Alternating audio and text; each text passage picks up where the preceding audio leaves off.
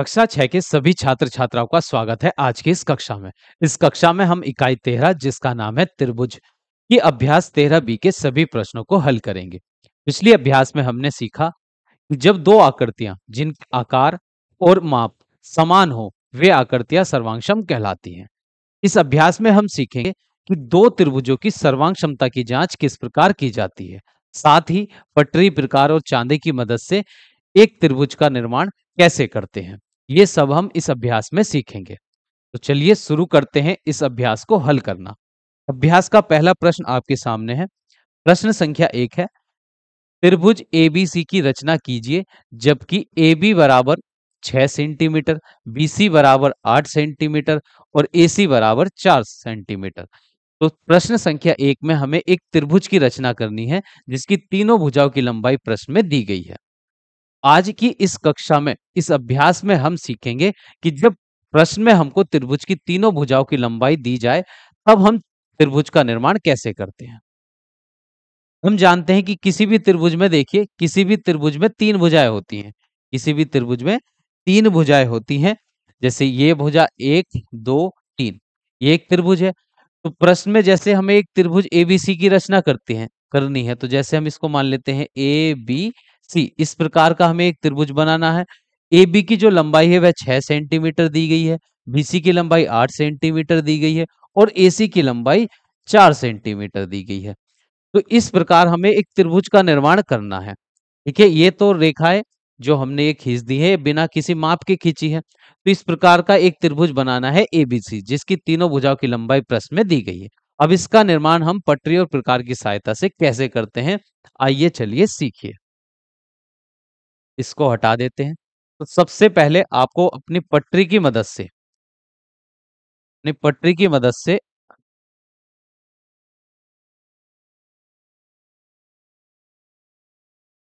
और प्रकार में देखिए पटरी की मदद से एक लाइन खींचनी है।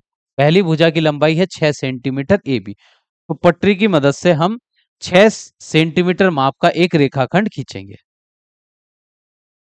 6 सेंटीमीटर का। तो जीरो से शुरू करेंगे और कहां तक जाएंगे, 6 सेंटीमीटर। तो यहां तक हो जाएगा 6 सेंटीमीटर।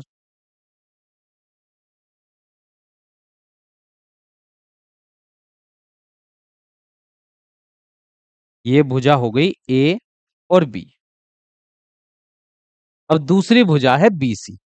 तो बी, शीर्ष बी से जाएगी एक भुजा बीसी और शीर्ष ए से एक तीसरी भुजा जाएगी एसी। तो जब भुजा बीसी और भुजा एसी जो दोनों भुजा जाएंगी वे दोनों एक दूसरे को जिस बिंदु पर प्रतिच्छेद करेंगी वही शीर्ष सी कहलाएगा। तो पहले हम अपने प्रकार की मदद से देखिए, भुजा है एसी की लंबाई है 4 सेंटीमीटर। प्रकार में हम 4 सेंटीमीटर त्रिज्या का एक चाप भरेंगे। तो प्रकार की नोक को रखेंगे 0 पर और पेंसिल की नोक को रखेंगे 4 पर। ठीक है, ये 4 सेंटीमीटर की चाप हमने प्रकार में, त्रिज्या की चाप प्रकार में भर ली। अब प्रकार की नोक को रखेंगे बिंदु ए पर क्योंकि भुजा एसी की लंबाई खींचनी है और उसके बाद एक चाप लगा देंगे हम 4 सेंटीमीटर त्रिज्या का। ये एक चाप हमने लगा दिया। अब शीर्ष बी से देखिए भुजा की लंबाई है बीसी। तो बीसी भुजा की लंबाई 8 सेंटीमीटर है। तो शीर्ष बी से हमको एक चाप लगाना है जिसकी त्रिज्या की लंबाई होनी चाहिए 8 सेंटीमीटर। 8 सेंटीमीटर त्रिज्या का एक चाप भरेंगे हम पहले प्रकार में। तो प्रकार की नोक 0 पर रखेंगे और प्रकार को खोलकर इसकी त्रिज्या बढ़ा देंगे। पेंसिल और प्रकार की नोक के बीच में दूरी रखेंगे 8 सेंटीमीटर और अब अपने प्रकार को बिंदु बी पर रखेंगे और एक चाप लगा देंगे जो पहले वाले चाप को काट रहा होगा। ठीक है, तो पहले हम इसे घुमा लेते हैं यहां तक। ये चाप लग गया। तो पहला वाला चाप और ये दूसरा चाप एक दूसरे को जिस बिंदु पर प्रतिच्छेद कर रहे हैं वही बिंदु कहलाएगा शीर्ष।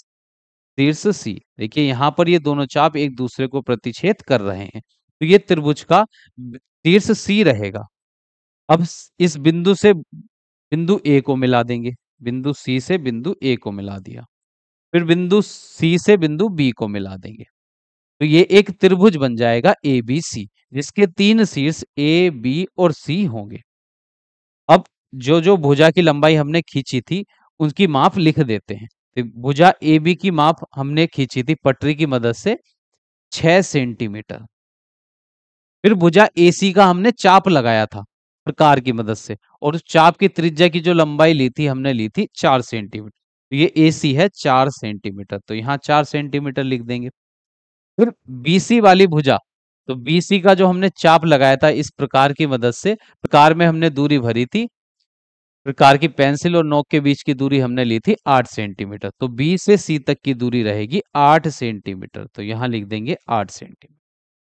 तो जब प्रश्न में त्रिभुज की 3 भुजाओं की लंबाई दी जाती है तो इस प्रकार हम त्रिभुज का निर्माण करते हैं पटरी और प्रकार की सहायता से। एक बार सभी स्टेप दोबारा से रिवाइज कर लेंगे। तो सबसे पहले जैसे प्रश्न में हमको तीनों भुजाओं की लंबाई दी गई है और त्रिभुज का निर्माण करना है, तो कोई सी भी एक भुजा पटरी की सहायता से उसकी लंबाई हम नीचे खींच देंगे। जैसे हमने पहली वाली भुजा AB की लंबाई खींची 6 सेंटीमीटर पटरी की सहायता से।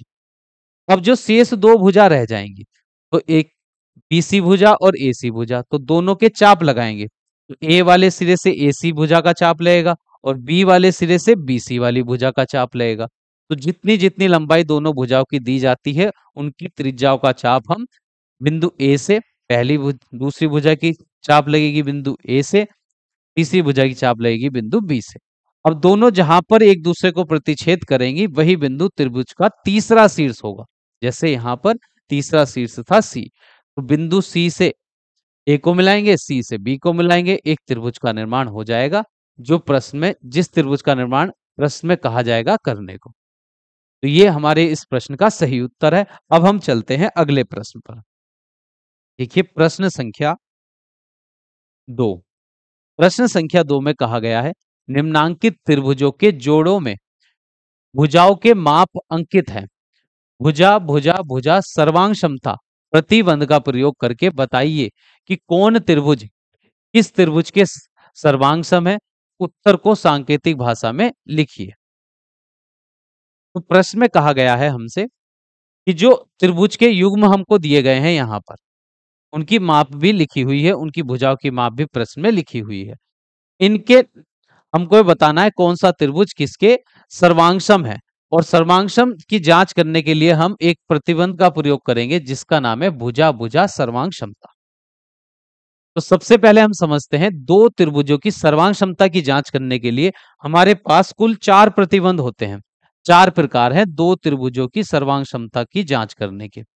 पहला प्रकार होता है SSS सर्वांग क्षमता, दूसरा प्रकार है SAS सर्वांग क्षमता, तीसरा प्रकार है ASA सर्वांग क्षमता और चौथा प्रकार होता है RHS सर्वांग क्षमता।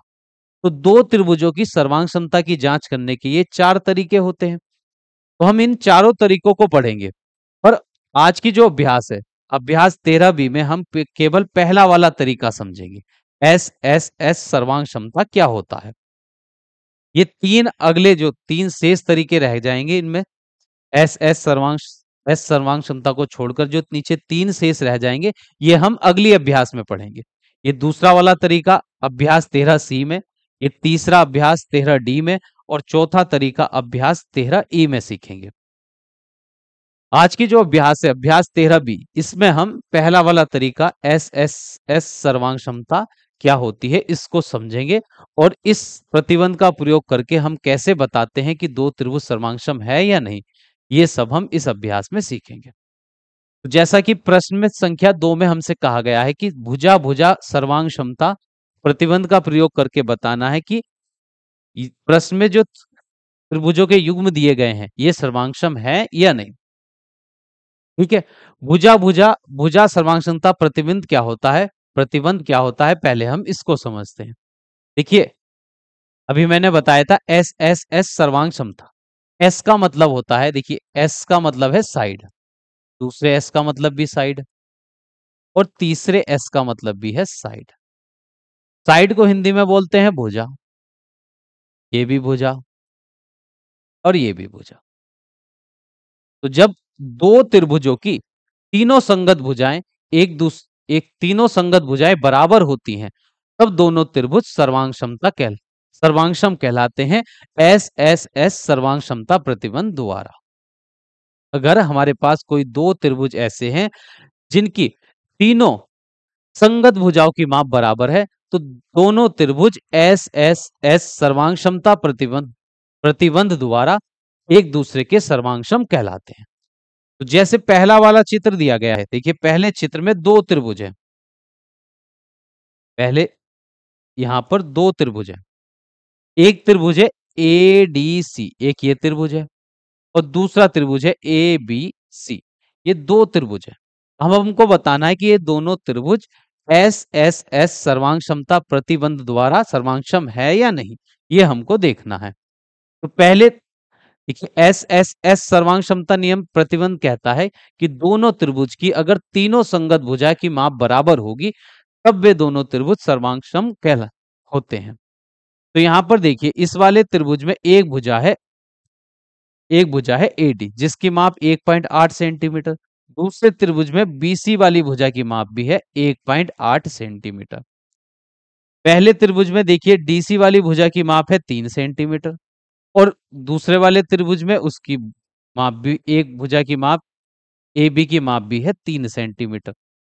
पहले त्रिभुज की जो भुजा है एसी और दूसरे त्रिभुज की यही भुजा एसी, दोनों के लिए इसकी माप होगी 3 सेंटीमीटर। तो इन दोनों त्रिभुजों में तीन संगत भुजाओं की माप बराबर है, तो ये दोनों त्रिभुज एक दूसरे के सर्वांगसम कहलाएंगे। तो कहलाएंगे, देखिए पहले हम इसको लिखते हैं, कौन सी भुजा किसके बराबर है ये हमको लिखना होगा। जैसे यहां पर है त्रिभुज, देखिए कौन कौन से त्रिभुज हैं। एक त्रिभुज है A B C, A B C, तो लिखते हैं ए बी सी। तथा दूसरा त्रिभुज कौन सा है जिनकी हमको जांच करनी है कि ये सर्वांगसम है या नहीं, तो दूसरा त्रिभुज है ए डी सी। दूसरा त्रिभुज है, अच्छा दूसरा त्रिभुज हम रखेंगे, देखिए पहले त्रिभुज का जो नाम लिखा है हमने ऐसे लिखा है ए बी सी। तो पहले 3 सेंटीमीटर वाली भुजा, फिर उसके बाद है 1.8 सेंटीमीटर वाली भुजा। तो दूसरे त्रिभुज का नाम भी इसी प्रकार रखना है कि पहली भुजा 3 सेंटीमीटर हो और दूसरी भुजा 1.8 सेंटीमीटर हो। तो जैसे अगर हम इसका नाम ए डी सी रखें, तो पहले 1.8 वाली भुजा आएगी, उसके बाद 3 सेंटीमीटर वाली भुजा आएगी, तो ये उसका गलत हो जाएगा। इसका नाम हम लिखते हैं सी डी ए। तो सी पहले 3 सेंटीमीटर की भुजा, फिर है 1 सेंटीमीटर वाली भुजा, तो लिखते हैं त्रिभुज सी डी ए में। अब इन दोनों त्रिभुज को हम देखेंगे कि सर्वांगसम है या नहीं। तो पहले वाले त्रिभुज की जो भुजा है ए बी, देखिए ए बी की माप 3 सेंटीमीटर, तो दूसरे वाले त्रिभुज की भुजा है सी डी, तो सी डी की माप भी कितनी है 3 सेंटीमीटर। तो यहां लिख देते हैं ए बी वाली भुजा बराबर है सी डी भुजा की। पहले त्रिभुज की भुजा ए बी, दूसरे त्रिभुज की भुजा सी डी, तो ये दोनों भुजा एक दूसरे के संगत हैं। पहले त्रिभुज की ये भुजा और दूसरे त्रिभुज की ये वाली भुजा। अब पहले त्रिभुज की भुजा बीसी देखिए, पहले त्रिभुज की भुजा है बीसी, इसकी लंबाई 1.8 सेंटीमीटर है। दूसरे त्रिभुज की भुजा है डी ए, डी ए, इसकी लंबाई भी कितनी है, डी ए की लंबाई भी 1.8 सेंटीमीटर है, दोनों बराबर है। ये वाली भुजा इसके बराबर है, तो लिखते हैं बीसी बराबर डी ए। अब त्रिभुज की तीसरी भुजा देखिए, पहले त्रिभुज की तीसरी भुजा हो जाएगी सी ए, और दूसरे त्रिभुज की पहली भुजा हो जाएगी ए सी। अब देखिए सी ए वाली जो भुजा है सी ए, ये 3 सेंटीमीटर है, और तीसरे त्रिभुज की जो भुजा है ए सी, ए सी उसकी लंबाई भी 3 सेंटीमीटर है। ये दोनों तीसरी भुजा उभयनिष्ठ हो जाएगी दोनों त्रिभुज में। ये वाली भुजा दोनों त्रिभुज की है, ए सी पहले वाले त्रिभुज में भी है, दूसरे त्रिभुज में भी है। तो जब एक ही भुजा दोनों त्रिभुजों की है, तो ये उभयनिष्ठ भुजा है, इसकी लंबाई दोनों त्रिभुजों के लिए बराबर होगी। तो पहले त्रिभुज की भुजा है सी ए और दूसरे त्रिभुज की भुजा है ए सी, ये दोनों एक दूसरे के संगत हैं। तो यहां हम लिख देते हैं, और जब इन दोनों त्रिभुजों की संगत भुजाएं एक दूसरे के बराबर हैं, तब हम लिख सकते हैं, तब एस एस सर्वांग क्षमता, एस एस एस सर्वांग क्षमता, सर्वांग क्षमता प्रतिबंध, प्रतिबंध से ये दोनों त्रिभुज हो जाएंगे एक दूसरे के सर्वांगसम। और दो त्रिभुजों को सर्वांगसम कह तो जब गणित की भाषा में दो त्रिभुजों को सर्वांगसम लिखा जाता है तो पहले पहले त्रिभुज का नाम लिखिए ए बी सी, फिर दूसरे त्रिभुज का नाम लिखते हैं त्रिभुज सी डी ए, और बीच में ये सर्वांग समता का चिन्ह आ जाता है, सर्वांग सम का चिन्ह। तो इस आकृति में त्रिभुज ए बी सी जो है, दूसरा जो त्रिभुज है सी डी ए, दोनों के सर्वांग सम है। ये दोनों त्रिभुज एक दूसरे के सर्वांग सम। तो ये प्रश्न संख्या 2 का पहला भाग हमारा कंप्लीट हो चुका है। अब अगला भाग देखिए।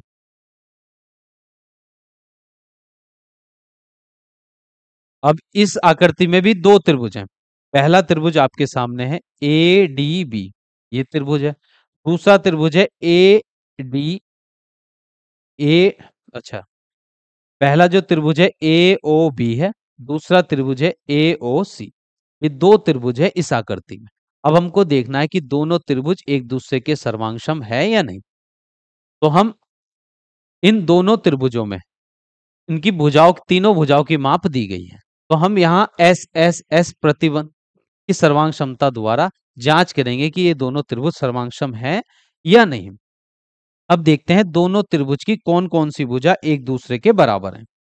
पहले अगर हम देखें तो पहले वाले त्रिभुज में देखिए ये भुजा है एक ए बी जिसकी लंबाई 3.6 है। दूसरे त्रिभुज में भी एक भुजा है ए सी, इसकी लंबाई भी 3.6 है। पहले त्रिभुज की भुजा देखिए जैसे हम लिख लेते हैं ए बी, ये बराबर है दूसरे त्रिभुज की भुजा ए सी के बराबर। ठीक, उसके बाद दूसरे वाले, ये पहला जो त्रिभुज है इसकी भुजा बीओ, बीओ की लंबाई 3.5 सेंटीमीटर, और सीओ वाली भुजा की लंबाई भी 3.5 सेंटीमीटर। तो यहां लिखेंगे बीओ वाली भुजा जो है भुजा सीओ के बराबर है, दोनों की लंबाई बराबर है। पहले त्रिभुज में ए बी, दूसरे त्रिभुज की ए सी, पहले त्रिभुज की भुजा बीओ, दूसरे त्रिभुज की भुजा सीओ, दोनों की लंबाई बराबर है। तो इसके संगत ये भुजा होगी इस त्रिभुज में, और ये दोनों एक दूसरे के संगत होंगी। और जो तीसरी भुजा है ओ ए वाली जो भुजा है ये दोनों त्रिभुजों के लिए बराबर होगी, क्योंकि ये भुजा जो है दोनों त्रिभुजों में एक ही है, तो ये उभयनिष्ठ भुजा है। तो ओ ए वाली भुजा की लंबाई ओ ए के बराबर होगी। ठीक है, अब दोनों त्रिभुजों की तीन संगत भुजाएं हैं, तीन संगत भुजाएं की माप बराबर है, इसलिए ये दोनों त्रिभुज एक दूसरे के सर्वांगसम होंगे एस एस एस सर्वांग समता प्रतिबंध द्वारा। तो हम यहां पर लिखते हैं एस एस एस सर्वांग क्षमता प्रतिबंध, प्रतिबंध से ये दोनों त्रिभुज एक दूसरे के सर्वांगसम है। तो दो त्रिभुज सर्वांगसम जब होते हैं तो उनको गणितीय रूप में कैसे लिखते हैं ये सीखिए। देखिए पहले त्रिभुज की पहली संगत भुजा, देखिए ये भुजा है जिसपे एक कट है, दूसरे त्रिभुज की भुजा ये है। तो जब इसका नाम लिखेंगे जैसे हम लिखेंगे ए बी ओ ए, पहले त्रिभुज का अगर हम नाम लिखते हैं तो पहला कट, दूसरा कट और ये तीसरा कट, ए बी ओ ए लिख, इस त्रिभुज का नाम लिखा जाएगा ए बी ओ। तो त्रिभुज ए बी ओ जो है, दूसरे त्रिभुज का नाम भी इसी प्रकार लिखेंगे। तो पहले ये संगत, पहले त्रिभुज की भुजा थी ए बी, तो दूसरे त्रिभुज की भुजा भी जो इसके संगत है, इस वाली भुजा के जो संगत है उसी का नाम पहले आएगा, तो ए सी। फिर उसके बाद हमने नाम लिखा ए बी ओ लिखा था, तो यहाँ भी ए सी ओ लिखा जाएगा। तो बीच में सर्वांग क्षमता का चिन्ह आ जाएगा और त्रिभुज ए सी ओ। तो ये दोनों त्रिभुज एक दूसरे के सर्वांगसम है एस एस एस सर्वांग क्षमता प्रतिबंध द्वारा, क्योंकि दोनों त्रिभुजों की तीनों संगत भुजाओं की माप बराबर है, इसलिए हम यहाँ एस एस एस सर्वांग क्षमता प्रतिबंध द्वारा कह सकते हैं कि दोनों त्रिभुज एक दूसरे के सर्वांगसम है। फिर अगला सवाल देखिए, प्रश्न संख्या 2 का, अच्छा प्रश्न संख्या 2 का ये तीसरा सवाल है। इसमें भी हमको दो त्रिभुज दिए गए हैं पर ये दोनों त्रिभुज अलग अलग है। देखना है कि दोनों त्रिभुज सर्वांगसम है या नहीं। तो पहले वाले त्रिभुज में देखिए यहाँ पर भुजा है 1.8 सेमी, दूसरे त्रिभुज में भी एक भुजा है 1.8 सेंटीमीटर की। तो इस भुजा के संगत ये वाली भुजा हो जाएगी। पहले त्रिभुज में एक भुजा की लंबाई 2.8 भी है, तो देखते हैं दूसरे त्रिभुज में 2.8 है या नहीं। तो दूसरे त्रिभुज में भी 2.8 है। ये वाली भुजा एक दूसरे के संगत कहलाएगी। पहले त्रिभुज में एक भुजा की लंबाई 2.4 है, दूसरे त्रिभुज में भी एक भुजा की लंबाई 2.4 सेमी है। तो दोनों त्रिभुजों में तीन संगत भुजाएं एक दूसरे के बराबर हैं। देखिए 1.8 यहाँ भी है, 1.8 वहां भी है, 2.8 यहाँ है, 2.8 वहां भी है, 2.4 यहाँ है, 2.4 वहां भी है। तो दोनों त्रिभुज में तीन संगत भुजाओं की माप बराबर है, तो ये दोनों त्रिभुज भी एक दूसरे के सर्वांगसम कहलाएंगे।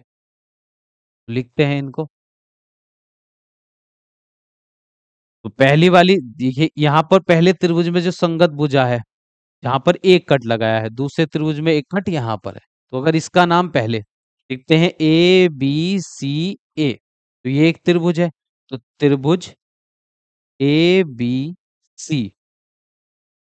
और दूसरे त्रिभुज का अगर हम नाम लिखे तो यहाँ पर भी लिखते हैं त्रिभुज PQR। PQR किसी त्रिभुज का नाम लिखने के लिए हम केवल त्रिभुज का चिन्ह लगाते हैं और उसके शीर्षों का नाम लिखते हैं एक क्रम में, जैसे PQR।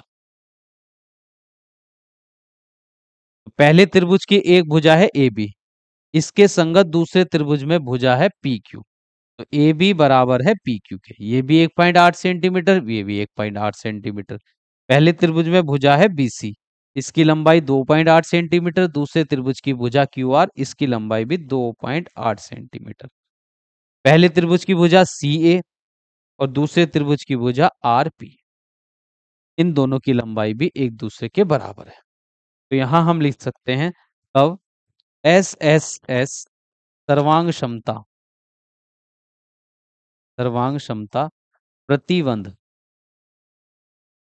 से दोनों त्रिभुज हो जाएंगे एक दूसरे के सर्वांगसम। ABC सर्वांगसम है त्रिभुज PQR के।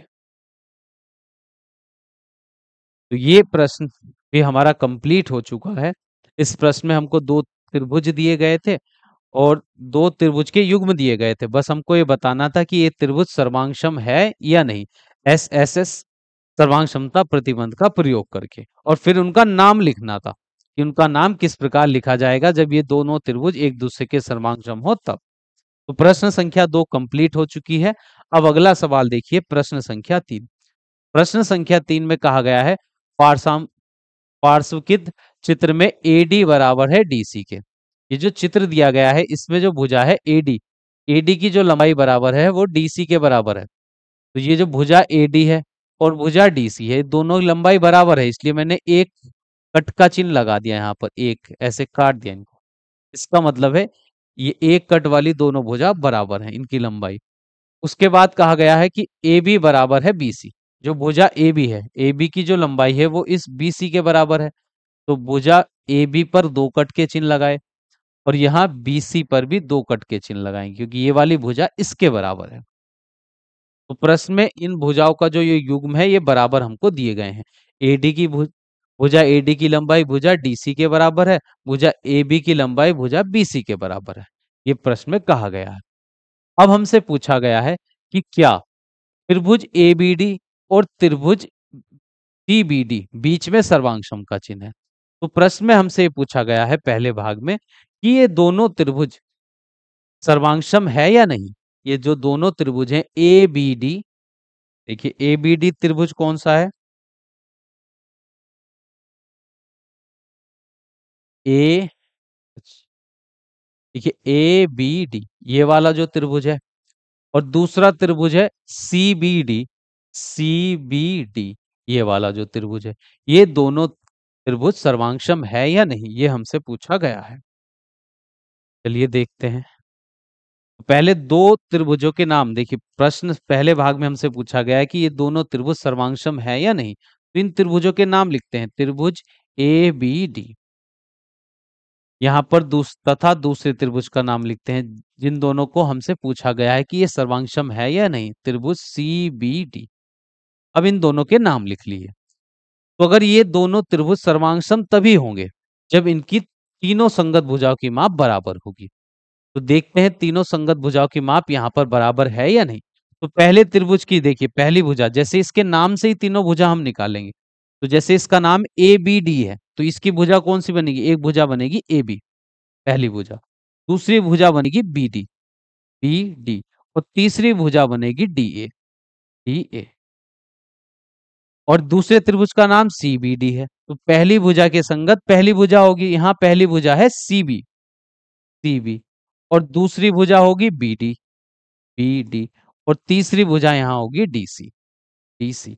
अब हमको देखना है कि ए बी सी बी के बराबर है या नहीं, बी डी के बराबर है या नहीं, और डी ए डी सी के बराबर है या नहीं। ये हमको देखना है। अगर तीनों संगत भुजा की माप बराबर होगी तभी ये सर्वांगसम कहलाएंगे। तो देखते हैं ए बी सी बी के बराबर है या नहीं। देखिए ए बी वाली जो भुजा है, इस सी बी कहिए या इसको बी सी कह लीजिए, ये दोनों बराबर हैं। ये तो हमको प्रश्न में ही दिया गया है, ये दोनों भुजा बराबर हैं। ए बी बराबर है सी बी के, ए बी बराबर है सी बी के, बी सी कह लीजिए या इसको सी बी कह लीजिए। तो ए बी वाली भुजा सी बी के बराबर है। तो यहाँ तो हम लिख देते हैं दिया है। ये तो हमको प्रश्न में ही दिया गया है कि ये दोनों भुजाओं की लंबाई बराबर है। अब हमको देखना है बी डी बराबर बी डी के बराबर है या नहीं। तो बी डी वाली जो भुजा है दोनों त्रिभुजों के लिए एक ही है, तो ये दोनों में बराबर लंबाई की होगी। तो बी डी के बराबर है। क्यों बराबर है ये दोनों भुजा? क्योंकि ये उभयनिष्ठ है। उभयनिष्ठ का मतलब होता है दोनों त्रिभुजों की एक ही भुजा है, उभयनिष्ठ। अब देखना है डी ए वाली भुजा डी सी के बराबर है या नहीं। डी ए वाली जो भुजा है ये डी सी के बराबर है या नहीं।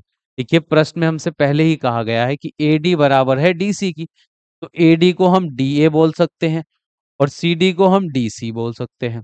डी सी लिखा हुआ है यहाँ। ये दोनों भुजा की लंबाई भी बराबर है, ये तो हमको प्रश्न में ही दिया गया है, तो यहाँ लिखते हैं दिया है। तो यहाँ पर हमने देखा कि इन दोनों त्रिभुजों को, जिनको हमसे पूछा था ये सर्वांगसम है या नहीं, दोनों त्रिभुजों की जो संगत भुजा है उनकी लंबाई बराबर है, तो ये दोनों त्रिभुज सर्वांगसम हो जाएंगे।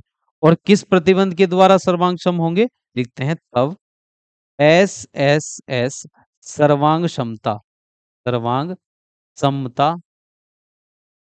प्रतिबंध, प्रतिबंध से ये पहला जो त्रिभुज है ए बी डी सर्वांगसम होगा त्रिभुज ए सी बी डी के।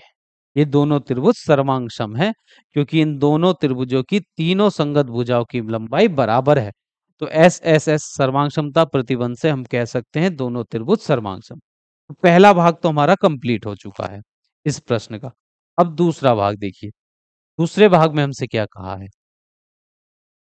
प्रश्न संख्या 3 का जो दूसरा भाग है, इसमें हमसे पूछा गया है कि यदि त्रिभुज A B D C B D, कि अगर ए बी डी जो त्रिभुज है इस सी बी डी त्रिभुज के सर्वांगसम है, अगर ये दोनों त्रिभुज एक दूसरे के सर्वांगसम है, तो इनकी संगत भुजा और संगत कोणों को लिखने के लिए कहा गया है।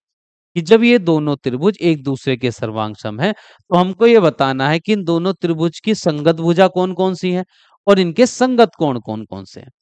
तो जब दोनों त्रिभुज सर्वांगसम प्रश्न में हमको दे ही दिए गए हैं और हमने ये सिद्ध भी कर दिए हैं, तब हम बताएंगे कि इन त्रिभुज में कि कौन से कोण एक दूसरे के संगत है, कौन सी भुजाएं एक दूसरे के संगत भुजा हैं, ये हमको बताना है। प्रश्न में हमसे कहा गया है त्रिभुज ए बी डी सर्वांगसम है त्रिभुज सी बी डी के। और जब ये दोनों त्रिभुज सर्वांगसम है तो इन त्रिभुज के नाम से ही हम इनकी संगत भुजा भी लिख सकते हैं और इनके संगत कोण भी लिख सकते हैं। तो पहले हम लिखते हैं संगत कोण। केवल नाम देखकर ही हम, बिना चित्र के हम लिख सकते हैं। जब दो त्रिभुजों के हमको नाम दिए जाएं और बीच में सर्वांग क्षमता का चिन्ह दिया जाए तो केवल नाम देखकर ही हम उनके संगत कोण और संगत भुजा बता सकते हैं। देखिए संगत कोण, नाम में पहले ए है, उधर नाम में पहले सी है, तो कोण ए के बराबर कोण सी होगा। कोण ए के संगत कोण सी होगा। नाम में पहले कौन सा है? देखिए बीच में बी है, वहां पर बीच में बी है, तो कोण बी के संगत कोण बी होगा। ठीक। दूसरा, यहां पर कोण कौन सा है? डी, तो कोण डी, तीसरा शीर्ष डी है, वहां पर तीसरा शीर्ष डी है, तो कोण डी के संगत कोण डी होगा। अब संगत भुजा लिखते हैं। संगत भुजा, संगत भुजा, संगत भुजा लिख लेते हैं। संगत भुजा कौन सी होंगी? देखिए पहली भुजा यहाँ पर ए बी, पहले ए बी, वहां पर पहली भुजा सी बी, ए बी के संगत होगी सी बी। यहाँ पर दूसरी भुजा बी डी, तो इधर दूसरी भुजा भी होगी बी डी, तो बी डी के संगत यहाँ पर होगा बी डी वाली भुजा एक दूसरे के बराबर। और तीसरी भुजा डी ए, डी ए, और तीसरी भुजा यहाँ डी सी, डी सी, ये दोनों भुजा एक दूसरे के संगत रहेंगी। तो प्रश्न संख्या 3 के दूसरे भाग में हमको दो त्रिभुज सर्वांगसम दिए गए थे, उनके संगत कोण और संगत भुजा लिखने के लिए कहा गया था। तो हमने चित्रों त्रिभुजों के केवल नाम से ही उनके जो संगत कोण है और उनकी जो संगत भुजा है वे लिख दिए हैं। तो प्रश्न संख्या 3 कंप्लीट हो चुकी है। अब देखिए अगला सवाल। तो प्रश्न संख्या 4 है, पारसामकित चित्र में एबीसी और एबीडी एक ही भुजा AB पर बने त्रिभुज है और AC बराबर है BD के, BC बराबर है AD के। तो प्रश्न में कहा गया है कि AC वाली जो भुजा है इसकी लंबाई इस BD के बराबर है और BC वाली जो भुजा है इसकी लंबाई AD वाली भुजा के बराबर है। अब हमको बताना है कि इनमें से कौन सा कथन सत्य दिया गया है। देखिए जब दोनों त्रिभुजों को अगर हम देखें कि दोनों त्रिभुज में कौन से दो त्रिभुज ये सर्वांगसम है होंगे या नहीं, तो अगर हम यहाँ पर देखते हैं तो पहला त्रिभुज यहाँ पर है त्रिभुज A B C, A B C, तथा दूसरा त्रिभुज अगर हम देखें, दूसरे त्रिभुज का नाम जब लिखेंगे ये ए बी सी था, अब उसका नाम लिखेंगे बी ए डी, त्रिभुज बी ए डी। दोनों त्रिभुजों की अगर हम बात करते हैं तो यहाँ पर जो ए बी भुजा है और उसकी बी ए भुजा, दोनों त्रिभुज की ए बी और बी, तो यहाँ ए बी भुजा और उधर की बी ए भुजा दोनों बराबर होंगी क्योंकि ये उभयनिष्ठ भुजा हैं, एक दूसरे के हैं उभयनिष्ठ। एक दोनों त्रिभुजों के लिए इन भुजाओं की लंबाई बराबर होगी।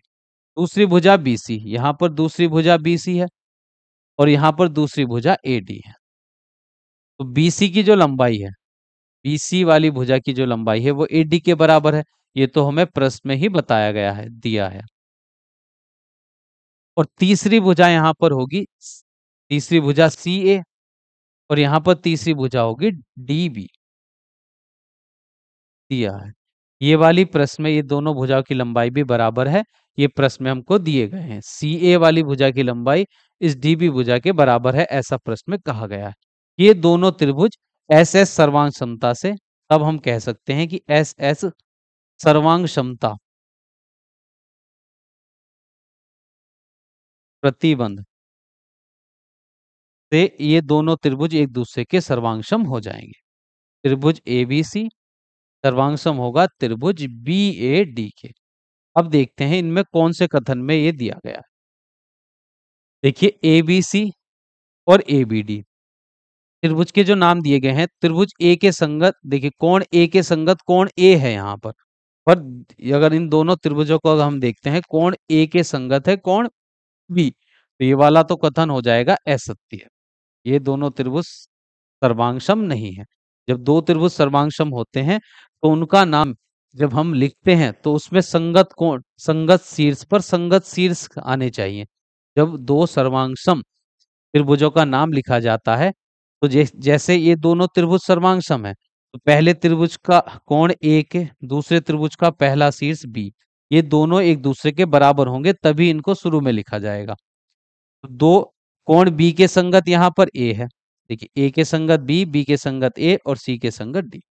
तो यहाँ पर भी देखिए A के संगत कौन सा कोण दिया गया है, दूसरे में भी कोण A ही दिया गया है, तो ये भी हमारा असत्य हो जाएगा क्योंकि कोण A के जो संगत है कोण B है वहां पर, और इसमें दिया गया है कोण A के संगत B, B के संगत A और C के संगत D कोण है। तो ये दोनों त्रिभुज इस कथन में जो त्रिभुजों के नाम दिए गए हैं वे बिल्कुल सही दिए गए हैं। ये दोनों त्रिभुज ABC सर्वांगसम है त्रिभुज BAD के, तो ये वाला कथन हमारा हो जाएगा सत्य। इसी प्रश्न के साथ अभ्यास 13B हो चुकी है कंप्लीट। अब हम नेक्स्ट क्लास में अभ्यास 13C के प्रश्नों को हल करेंगे। तो मिलते हैं नेक्स्ट क्लास में।